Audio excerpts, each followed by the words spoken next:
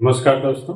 चलिए हम एक बार फिर आपका स्वागत करते हैं अपने YouTube चैनल हिंदी मार्गदर्शन XYZ पर। ये हमारा जो परीक्षा आने वाली है या होने वाली है, जिसकी अभी डेट नहीं आई है, उसके लिए भी जैसे LT ग्रेड की है, GIC प्रवक्ता की आ गई है, फिर इसके बाद यूपी TGT और PGT, इन सभी परीक्षाओं के लिए सबसे महत्वपूर्ण, सबसे उपयोगी संस्कृत साहित्य का इतिहास होता है। संस्कृत साहित्य के इतिहास से हमेशा चार छह प्रश्न क्या और ही प्रश्न हो जाते हैं। तो साहित्य से आ जाता है, फिर व्याकरण से आ जाते हैं, तो इसलिए यहाँ से कई प्रश्न बन जाते हैं। तो हमारा आज का टॉपिक रहेगा संस्कृत साहित्य का इतिहास। पहला टॉपिक है जो सबसे महत्वपूर्ण कवि, लेखक, नाटककार जिसे कह लें, वे कौन है? कालिदास। कालिदास को भारत का शेक्सपियर भी कहा जाता है। पहले तो कालिदास ऐसे मूर्ख व्यक्ति थे जिनके बारे में प्रसिद्ध था। एक बार विक्रमादित्य के राज्य में कुछ पंडितों ने विद्योत्तमा देवी से शादी करने के लिए वे गए। वहां शास्त्रार्थ हो रहा था। विद्योत्तमा का यह विचार था कि जो उसे शास्त्रार्थ में पराजित करेगा तभी वह उससे शादी करेगी।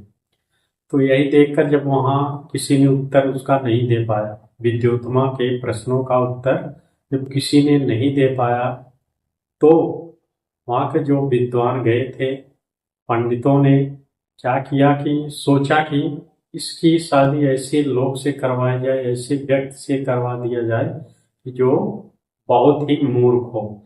तो ये रास्ते में जा रहे थे, तभी उन्हें कालिदास मिले। कालिदास क्या कैसे पहचाने कि वे जिस डाल पर बैठे थे, पेड़ के जिस डाल पर बैठे थे उसी को काट रहे थे। तो उन लोगों ने सोचा कि इससे बड़ा मूर्ख और क्या हो सकता है, और कौन व्यक्ति हो सकता है या मिल सकता है। तो उन्होंने शास्त्रार्थ के लिए उन्हें ले गए, और वहां केवल जबान से नहीं, केवल इशारे से प्रश्नों का उत्तर देना था। तो उन्होंने, विद्योत्तमा ने दो दिखाया, तो उन्होंने एक दिखाया विद्योत्तमा, तो कालिदास ने दो दिखाया। उनके समझ में आया कि ये मेरी एक आंख फोड़ेगी तो हम दोनों फोड़ेंगे। वे ऐसे दिखाए तो वो सोचे कि हमें हाथ से मारने के लिए, तो उन्होंने मुक्का बांध लिया तो मुक्के से। इस तरह से वे कालिदास को जिता दिया और उनके साथ शादी हो गई। तो वो एक घर गए, तो जब वह देखे कि ये महामूर्ख व्यक्ति है, तो उसको बहुत डांट फटकार लगाई। और एक दिन कालिदास घर से निकल गए ज्ञान की खोज में या विद्या की खोज में। कालिदास ने काली माँ की पूजा की और उनके वरदान से विद्या प्राप्त की। वे शैव भक्त थी, शैव भक्त थे, यानी शिव के उपासक भी थे। तो इसी तरह उन्हें जब ज्ञान प्राप्त हुआ तो घर पर आए। जब घर पर आए तो उन्होंने कहा, अनावृत कपाटम द्वारम देहि, यानी दरवाजा खोलो। तो विद्योत्तमा ने कहा, अस्ति कश्चित वाग विशेषा, यानी इस समय आपकी वाणी में मधुरता है। तो अस्ति कश्चित वाग विशेषा, इन्हीं तीन शब्दों से लेकर कालिदास ने तीन रचना की। तो उसको अभी हम देखेंगे, तो हम इनके बारे में देख लें, इसका जीवन परिचय इसी तरह। लेकिन जो महत्वपूर्ण है उनकी रचनाएं, रचनाओं को देखें, उसमें सर्ग होते हैं, उसको याद रखना है। कौन कौन सी रचना है, क्या नाटक है, क्या इनकी कथा साहित्य है, और क्या इनके महाकाव्य। इन्होंने दो महाकाव्य की भी रचना की थी, तो वो इसमें देखें। तो सबसे पहले हम देखें कालिदास। इन्हें कविकुल गुरु भी कहा जाता है। इनके बचपन का नाम बदरू, क्या बदरू था इनके बचपन का नाम। वे हमने बताया कि भारत का शेक्सपियर किसे कहा जाता है? कालिदास को। फिर इनकी उपाधि एक मिली थी दीप शिखा। अगर उपाधि पूछे तो क्या थी? दीप शिखा। अब इनकी रचनाएं, पूरी इनकी रचनाएं 7 रचनाएं हैं, जिसमें गीत काव्य है, नाटक है, महाकाव्य है। तो ये सब मिला के इनकी 7 रचनाएं हैं। तो नाटक में इनके 3 नाटक हैं, गीत काव्य में 2 गीत काव्य हैं और महाकाव्य में 2 महाकाव्य हैं। तो देखें, नाटक, ये हमने सूत्र बनाया है, इसको आप याद रखिए ताकि आपको समझने में कोई दिक्कत ना आए। तो मालवीय, मालवीय, तो इससे क्या बनेगा? माल, इससे हो जाएगा मालती माधव, माधव। फिर वी, वी से विक्रम,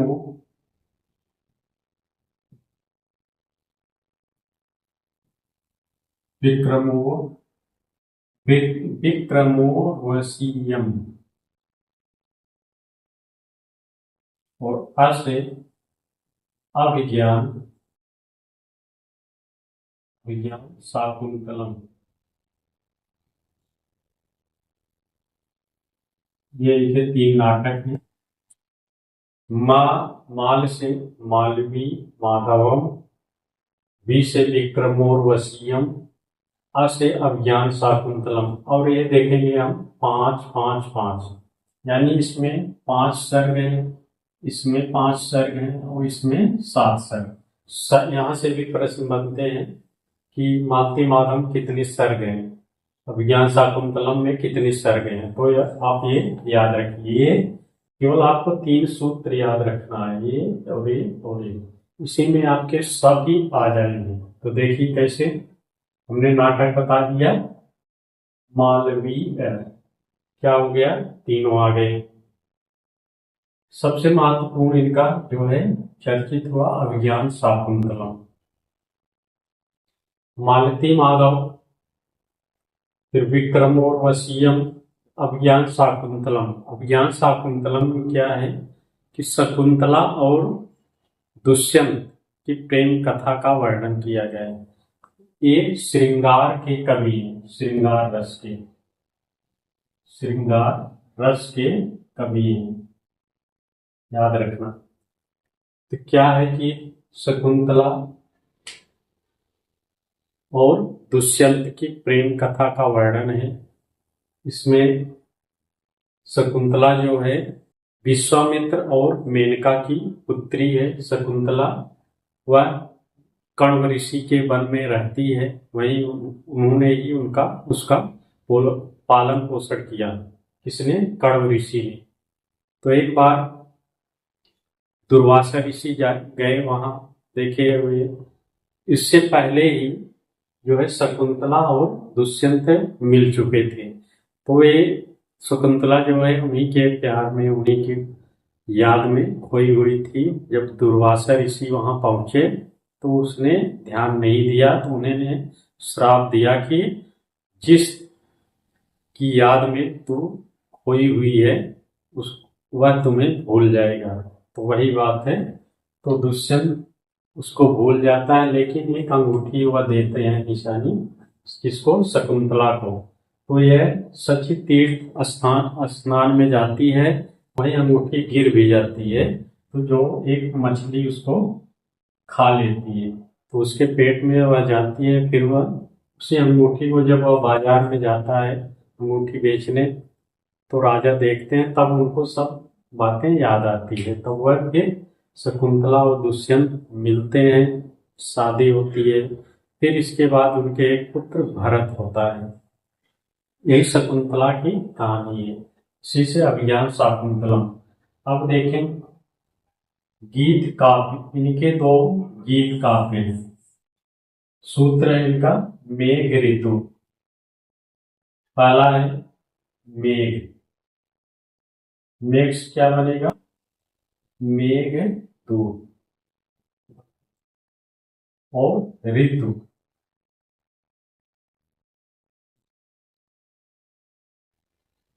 ऋतु संहारम।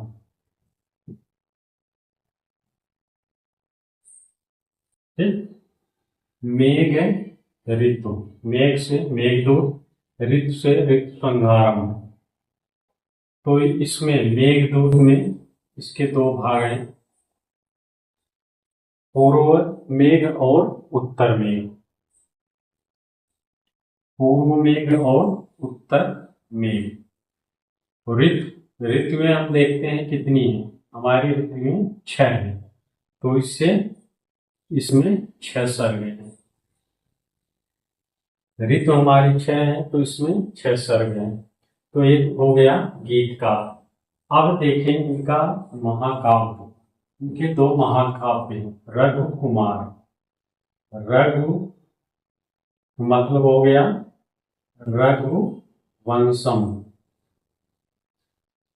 और कुमार, कुमार का मतलब कुमार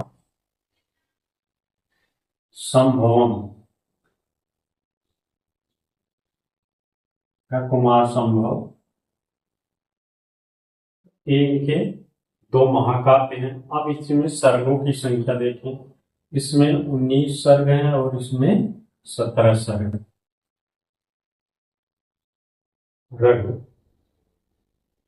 रघुवंशम में 31 राजाओं का वर्णन है। इसमें जो है 19 सर्ग हैं, 1 से 9 सर्ग तक राम के पूर्वज की कथा है, राम के पूर्वज की कथा। फिर 10 से 15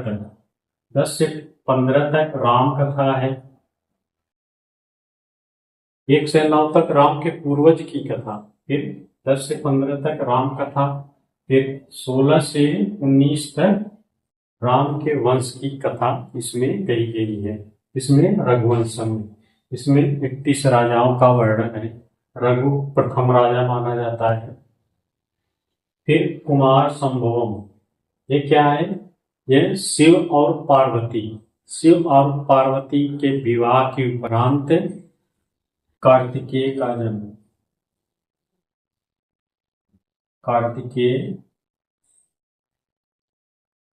का जन्म है। इसमें इन्हीं का वर्णन किया गया। शिव और पार्वती के विवाह, उसके बाद कार्तिकेय के जन्म की कथा इसमें कही गई है कुमार संभव में। इसमें राम की कथा का वर्णन किया गया। हमने सर्ग बता दिए, कितने से कितने सर्गों तक उनकी व्याख्या है। तो ये थे हमारे। अगर हम देखें, हमें कितना याद करना है, हमें केवल 3 लाइन याद करनी है। 3 में ही आपके पूरे रचना आ जाएगी। नाटक में मालवीय, गीत काव्य में मेघ ऋतु, और महाकाव्य में कुमार रघु। यहाँ हमने सर्ग भी लिख दिया, किसमें कितने सर्ग हैं। ऋतु में 6 ऋतुएं होती हैं। तो इस तरह ये हो गया। इनके लघुत्रयी,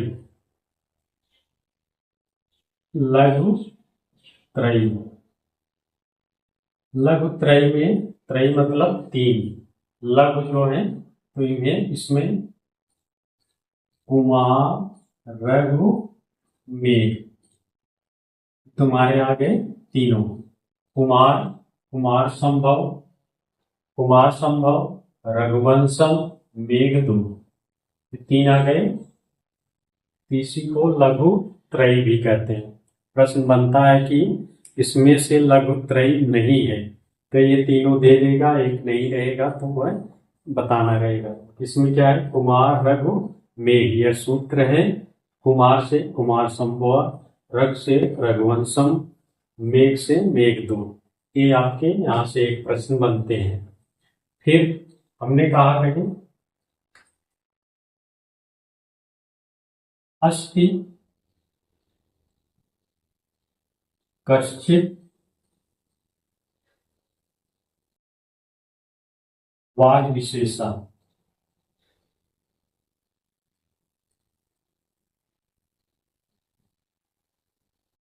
इसी 3 शब्द को लेकर जो विद्योत्तमा बोली थी, तो इन्हीं 3 शब्दों से इन्होंने एक एक की रचना कर दी। अस्ति से कुमार संभव,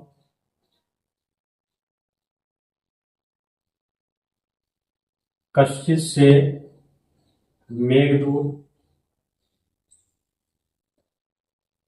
वाग विशेष से रघुवंशम। ये तीन रचनाएं हैं, इसी को लघु त्रयी भी कहते हैं। तो ये थे कालिदास। इनके कुछ महत्वपूर्ण जो प्रश्न हैं, जो कथन है, उसको देखें। ये आप सूत्र जरूर याद रखिए, तीनों में ही आ जाएंगे। और एक बनता है, एक सूत्र बनता है कि इसको अगर क्रम में पूछा जाए, इन्हीं सभी रचनाओं को, सातों रचनाओं को क्रम में पूछा जाए तो कैसे। एक सूत्र है इसका, ऋतु कुमार की मालिका, मेघ रघु का ज्ञान, रघु का ज्ञान।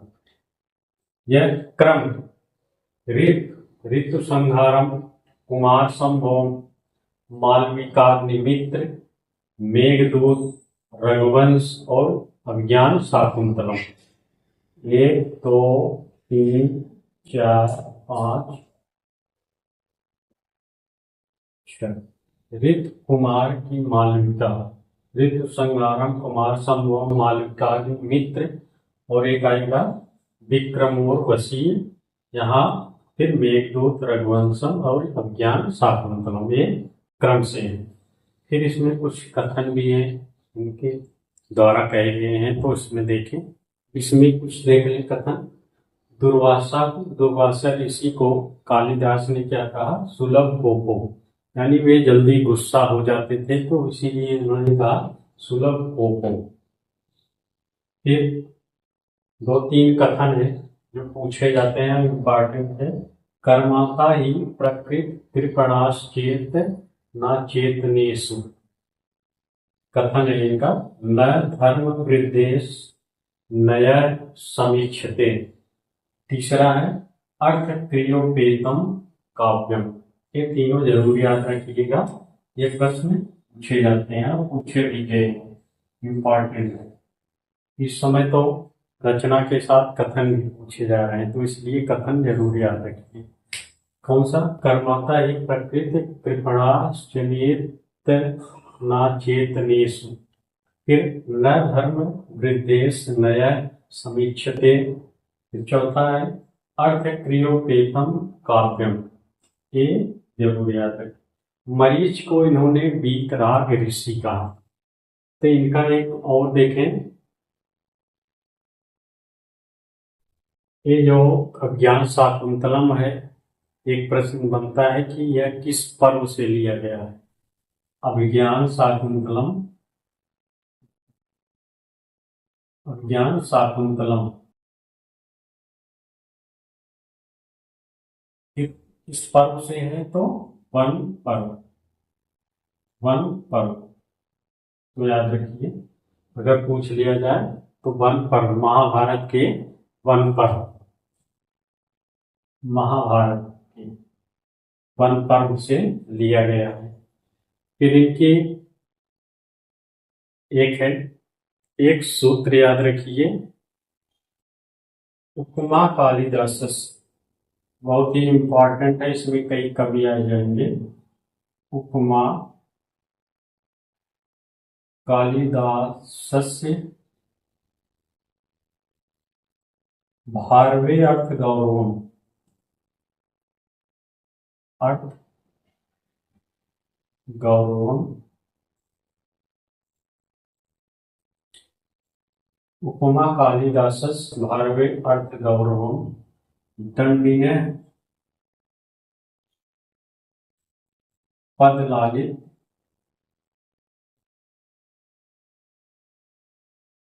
आदित्य माघे संत संत त्रयो उगर। इसका मतलब उपमा, कालिदास उपमा के लिए प्रसिद्ध थे। भारम, भारम जो कवि थे, लेखक थे। अर्थ गौरव, वे एक शब्द में उनके इतने अर्थ निकल जाते थे, तो वे अर्थ गौरव के लिए प्रसिद्ध थे। दंडी ने, दंडी जो कवि थे या लेखक, वे पद लालित थे। पद उनके जो थे सुंदर होते थे। माघे, माघ जो थे उनके ये तीनों गुण में समाहित थे। किसमें? माघ में। माघ कवि जो लेखक थे, उपमा, अर्थ गौरव और पद लालित, ये तीनों गुण में उपस्थित थे। तो इसीलिए अगर पूछ लिया कालिदास किसके लिए प्रसिद्ध थे, तो उपमा, और भारवे अर्थ गौरव, दंडिन्य पद लालित, माघे संत त्रयो गुण। ये सूत्र याद रखिए, तीनों आ जाएंगे। और इन्होंने अगर रीत पूछ लिया, रीत, किस रीत के कवि हैं, तो वैदर्भी, वैदर्भी रीत के कवि थे। ये सब जहां जहां से प्रश्न बनेंगे मेन वही पढ़िए। तो ये थे हमारे कालिदास, यानी दीपशिखा बचपन का नाम बदरू था। तो इनकी रचनाएं हैं, इनसे जहाँ प्रश्न बनते हैं, जहाँ पूछे गए हैं, उसको हमने देखा, इनके कुछ कथन भी देखे, और हमने जो सूत्र बताया है वो उसको जरूर याद रखिए। 3 ही सूत्र में उनके सब रचनाएं आ जाएंगी सर्ग सहित। बाकी जो क्रम हमने दिया वो क्रम का सूत्र याद रखिए, और ये जो सूत्र दिए इसमें सूत्र याद रखिए, सभी इसमें आ जाएंगे। तो चलिए इसी के साथ नमस्कार।